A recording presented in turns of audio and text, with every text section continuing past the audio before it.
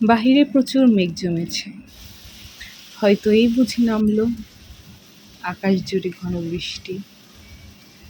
বৃষ্টির অপেক্ষায় সবাই থাকে, কিন্তু বৃষ্টিকে এত সহজে ধরা দেয়? অন্ধকার ঘন মেঘের আড়ালে বৃষ্টিগুলো যেন লুকিয়ে থাকে।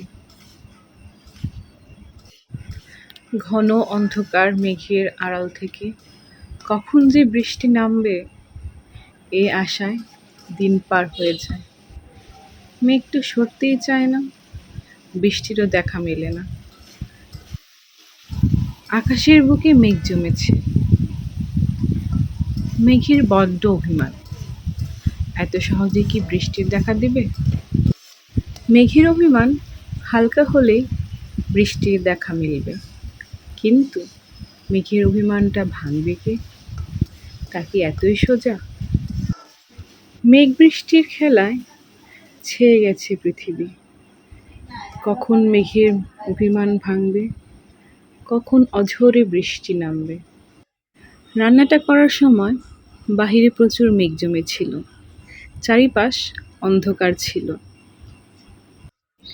মেঘের অভিমান বোঝা বড় দায়। হঠাৎ করে মেঘের অভিমানটা হালকা হয়ে গেল, আকাশ জুড়ে বৃষ্টি শুরু হয়ে গেল।